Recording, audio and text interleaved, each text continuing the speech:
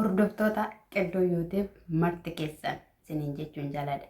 Qiddoo YouTube akkuma seentaniin subscribe like gochuudhaan qimamitti mana madaamii ishii ganamaa kaastee amma halkaniitti gugguuftuudhaati subscribe godhaa bira darbaa sinin jechuun jaaladha. Lammiiwwan koo qaalii sinin jecha jechuudha. Ermeellaan maal jetti?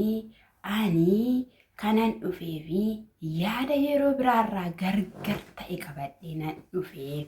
Inni kunis immoo jireenya Ruutaa fi jireenya Abrahaamitti yoo nani daangaa ta'ee jiraadheera ta'e yoo nani keessaa bahe yoo akka carraa ta'anii walitti deebi'anii yoo jettu dubbatte.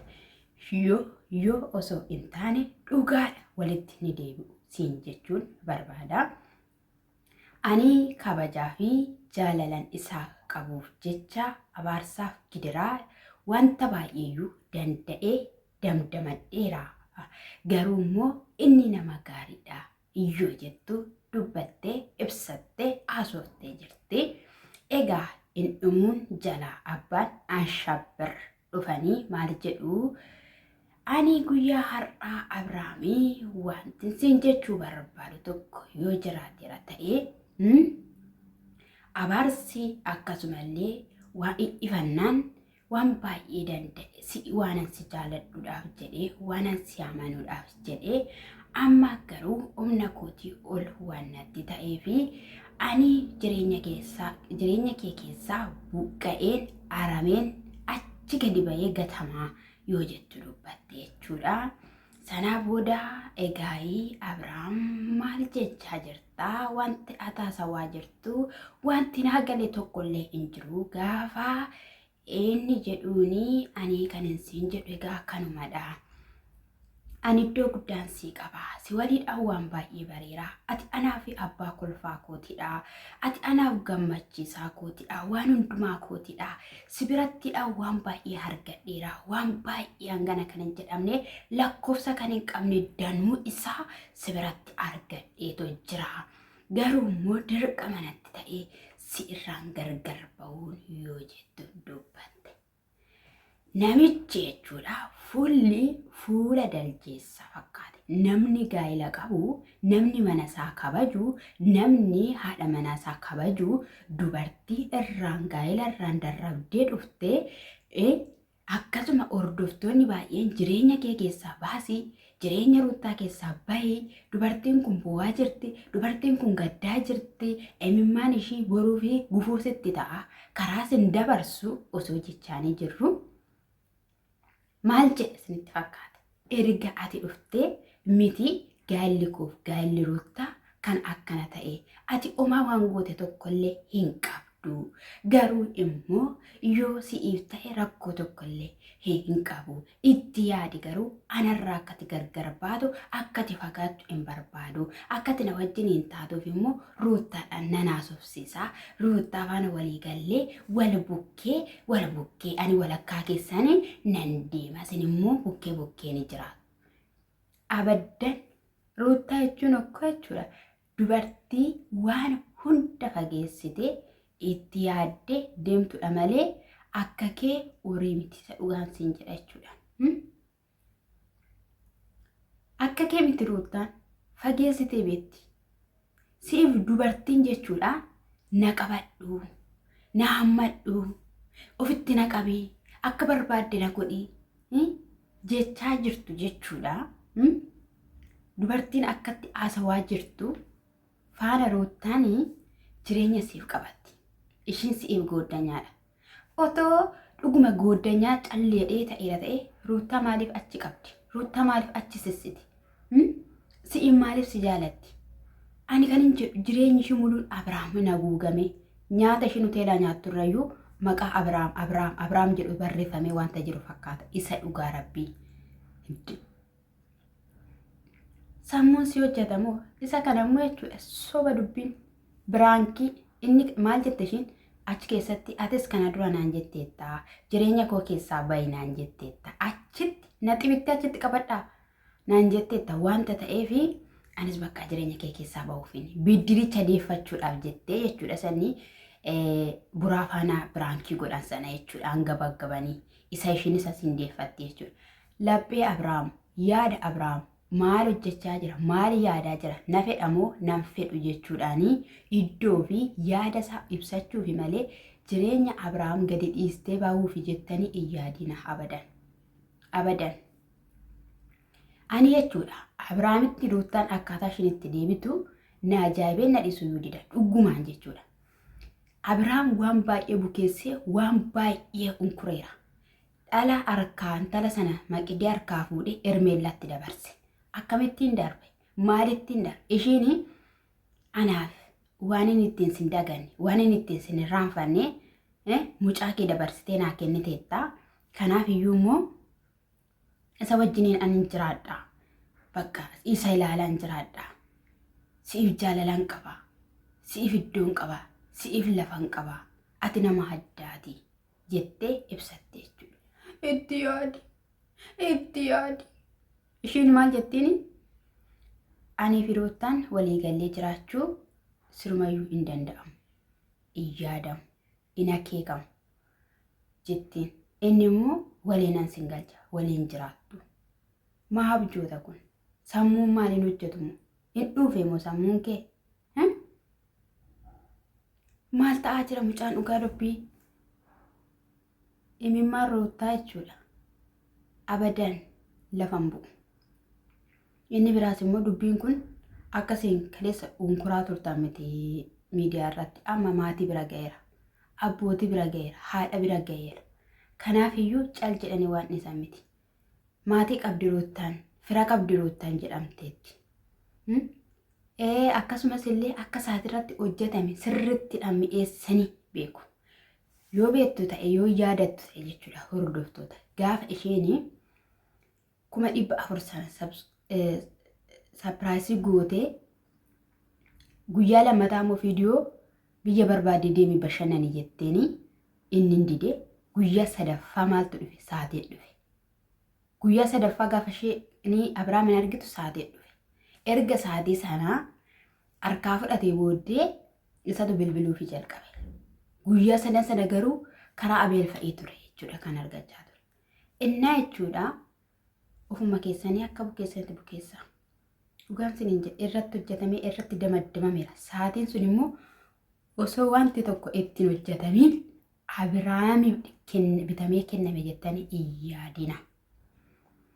Gatii isaa immoo kan guddisaniif namichatu akkas jedhaati itti jedhe malee dhugaa 500,000 hin binne.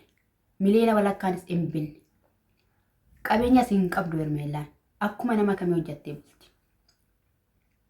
Sobadha. Iddoo kanan dhaabattu namni qabeenya qabu. Dubartiin qabeenya qabdu ijoollee isaan kana faana dhaabattu. Isa dhugaan siniin jedhe sanitti nama mana. Innaan inni biraa immoo jechuudha. Naayi jechuudha. Abbaa manaa Hubiyyee jechuudha. Har'a ani laayifii irratti sana gargaaru viidiyoo dhufeen argee jechuudha. Baay'ee tokko nama ajaa'ibsiisa viidiyoo sana irratti jechuudha.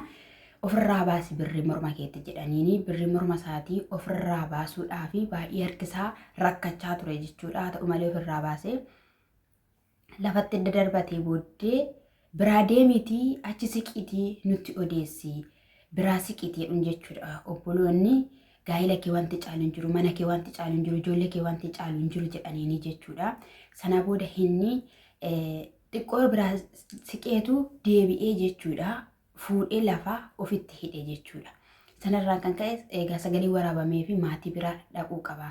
Iddootti dhalli kun akka deebi'uuf gara Tsabalaa deemuu qaba jedhanii dubbachaa turan jechuudha. Obboloonni jechuudha. Innis immoo ani kaleessa nama kana hin turre nama har'aa hin turre ani kaleessa namoota gargaaruudhaan waggaa 8 kana kanneen ani ka'imtuu miidiyaa osoo hin jiraate an dura har'a garuu ani wanta tokkoon kufeedhaa fi hundi keessaniyyuu qulqulluu fakkaattanii cubbamtoota osoo hin fakkaatiin anaan na harrabsitu hundi keessaniyyuu xuraa'ummaa hojjettanii cubbuu hojjettanii qabdu keessanis suuta jedhee ni baha baadiyyaatti wanta hojjettan magaalaatti waan hojjettanii qulqulluun hin jiru. Dubartittiin kun gaafa macaafa qulqulluu keessaa dubartittiin kun cubbamtuudha gaafa jedhu achi isaanii rukutaa kan keessaa kanii cubbuun hojjenne jennaanii achitti dhisanii baqatanii. Kanaafiyyuu hundi keenya iyyuu cubbamtoota yoo jedhu dubbateetu jira jechuudha. Yeroon kunis darbee sa'aatiin kunis darbee yeroo galataa yeroon ulfinaa hin dhufa jedheetu dubbatee jira jechuudha. Viidiyoo isaanii keessattis immoo gadheen gadda kan irratti cite argitaniitu jirtu jechuudha. Asirratti jechuudha faafiidhaan ulfeesseera naahiin ulfeesseera. Sababni isaa ani viidiyoo dhuleen gaddaa irratti argina garuu hin dubbanne kan nama ajaa'ibu hin dubbanne malee jechuudha. Ilaalaan ture uffanni ishiin uffatte dubartiin kan ittiidhaanii garaatti baattudha jechuudha. Fooxaa irratti uffattee dhufte jechuudha. Akkatti naa galeera jechuudha. Ishiin wanta qinni kan uffachaa turte yeroo jalqaba dhufte sana jechuudha.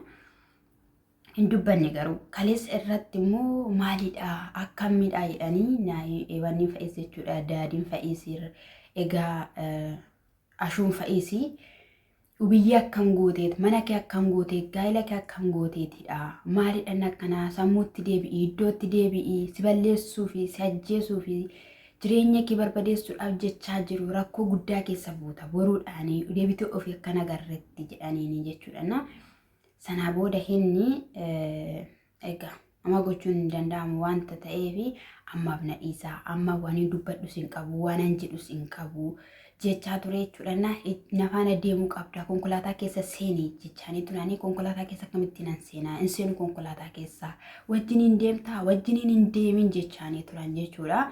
Ishiin immoo si fudhadheen deemaa jechaa turte jechuudha. Eenyu faafiin jechuudha. Tiijiin sunis immoo egaa irratti hojjechiiftee kunoo isheetu akkas gochaa jira jechuudha. Dubartii sana dhugaa otoo arganii jechuudha eeboo wayiidhaan jechuudha.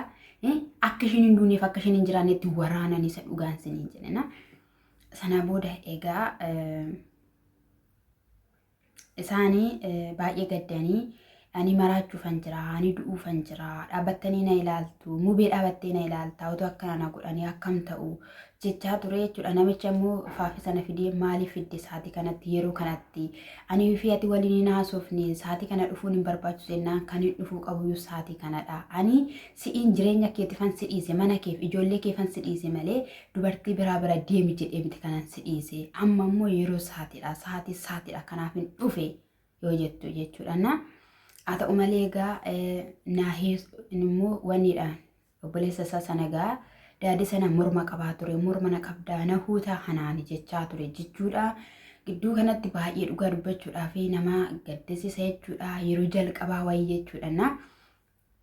Gaafa eeluun qabamtee namicha wanni jedhamu sanatti kennamte sana isaan immoo biraankii godhanii faafii ulfeessiteetta jedhanii naahirratti hojjechaa turanii ture jechuudha. Deebi'anii immoo yaab biraankiidha jedhee deebi'ee karaa biraatiin dhagayeera jedhee akkasitti jijjiirame dhugaadhuma jechuudha. Mucayyoon kan ishiin ulfooftee garaa isheerraa hin beekama.